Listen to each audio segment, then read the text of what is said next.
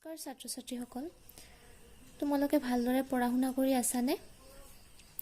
এতিয়া ঘৰত আছা যেতিয়া ধুনীয়াকৈ পঢ়া শুনা কৰি যাবা আৰু যিখিনি তোমালোকক নোটছ দিয়া হয় বা পঢ়িবলৈ দিয়া হয় তোমালোকে ভালদৰে পঢ়ি যাবা আৰু মুখস্থ কৰি যাবা দেই। তেনেহ'লে যোৱাকালি আমি কি আলোচনা কৰিছিলোঁ? পদাৰ্থৰ গোটা, জুলীয়া আৰু গেছীয়ৰ যিবোৰ কণিকাৰ ব্যৱধান, লগতে কেতিয়া উষ্ণতাৰ পৰিৱৰ্তন হয় নে নহয় পদাৰ্থৰ, আৰু লগতে গলনাংক, উতলাংক, তাৰপিছত ঊৰ্ধ্বপাতন, তাৰপিছত এই যে এইটো গোটাৰ পৰা জুলীয়া, জুলীয়াৰ পৰা গেছীয়, তাপ দিলে যে এনেকুৱা পৰিৱৰ্তিত হয়, লগতে গোটা অৱস্থাৰ পৰা যে ডাইৰেক্ট গেছীয় অৱস্থা পায়গৈ, গেছীয়ৰ পৰা যে ডাইৰেক্ট গোটা অৱস্থা পায়গৈ, এই সকলোবোৰ আমি যোৱাকালি আলোচনা কৰিছোঁ। আজি আমি কি কৰিম?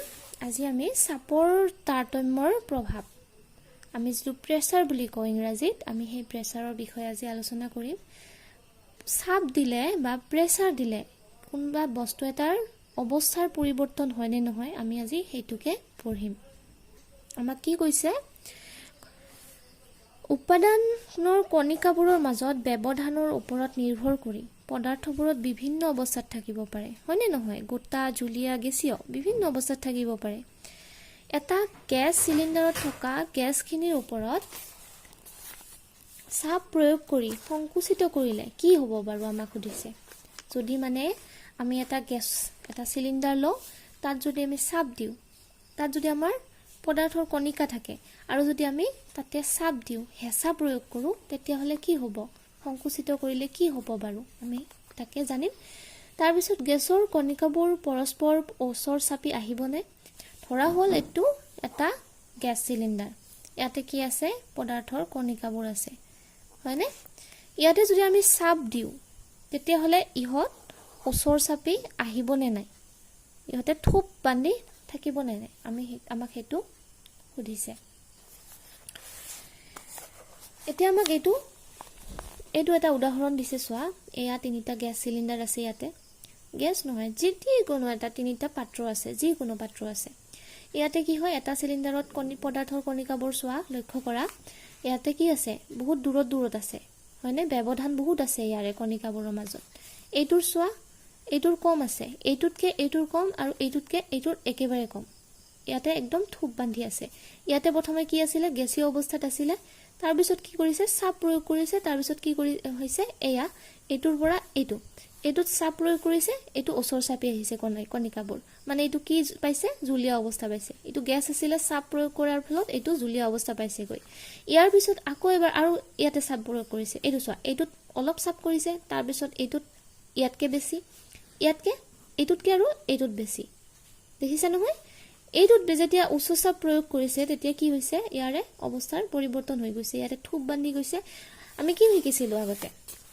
যে পদাৰ্থৰ অৱস্থাৰ যিবোৰ কণিকা থাকে, কণিকাবোৰ যদি থোপ বান্ধি থাকে, আকৰ্ষণী বলটো যদি বহুত বেছি হৈ থাকে, তেতিয়াহ'লে সেইটো কি অৱস্থা বুলি কোৱা হয়? গোটা, হয়নে? এতিয়া এইটোত চোৱা, এইটো গোটা হ'ল, এইটো গেছীয় আছিলে, চাপ প্ৰয়োগ কৰাৰ ভিতৰত এইটো জুলীয়া হৈ গ'ল আৰু এইটো গোটা হৈ গৈছে। এয়া চাপ প্ৰয়োগ কৰি পদাৰ্থৰ কণিকাবোৰ পৰস্পৰ কি হয়? ওচৰ চপাব পাৰি।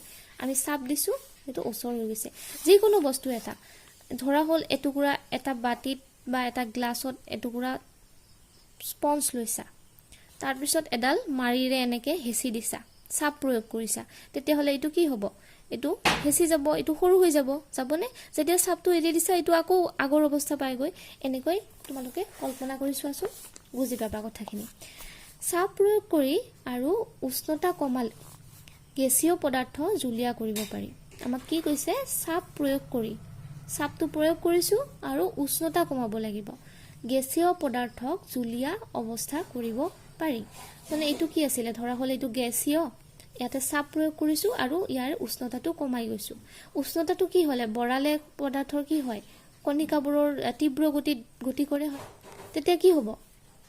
যেতিয়া আমি ইয়াৰে চাপটো প্ৰয়োগো কৰিম, লগতে ইয়াৰে উষ্ণতাও কমাই দিম, তেতিয়া কি কৰিব পাৰি? এইটো জুলীয়া অৱস্থা পাব পাৰি। বুজি পাইছা নহয়? এতিয়া চোৱা, গোটা কাৰ্বন ডাই অক্সাইড, চলিড CO2, চলিড মানে হৈছে গোটা, হা।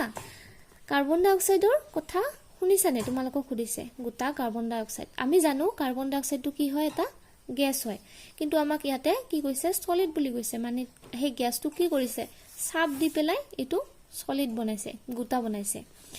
ইয়াক উচ্চ চাপত সঞ্চিত কৰি ৰখা হয়। মানে কি কৰিছে, এইটো চাপ দিয়াৰ কাৰণে, এই উচ্চ চাপ প্ৰদান কৰাৰ কাৰণে এইটো কি হৈছে, গোটা হৈছে। গোটা কাৰ্বন ডাই অক্সাইডৰ চাপ কমাই, চাপ যেতিয়া কমাই এক বায়ুমণ্ডলীয় চাপলৈ আনিলে ই জুলীয়া অৱস্থা প্ৰাপ্ত নোহোৱাকৈ পোনে পোনে গেছীয় হয়। মানে কি কৰিছে, ই জুলীয়া অৱস্থা, ধৰা হ'ল এইটো গেছীয় পদাৰ্থ এটা, ধৰিলো এটা গেছীয় পদাৰ্থ। ই যেতিয়া আমাক কি কৰিছে, এই এক চাপটো কমাই পেলাই বায়ুমণ্ডলীয় চাপলৈ আনিলে ই জুলীয়া অৱস্থা প্ৰাপ্ত নোহোৱাকৈ, ই কি হৈছে, ডাইৰেক্ট হয় গোটা হৈছে, নহয় গোটাৰ পৰা এই জুলীয়া অৱস্থা প্ৰাপ্ত নোহোৱাকৈ ই গেছীয় হৈছে। আমাক এতিয়া কি ক'লে নেক্সট, পোনে পোনে গেছীয় হয়। এই কাৰণে গোটা কাৰ্বন ডাই অক্সাইডক শুকান বৰফ বুলি কোৱা হয়।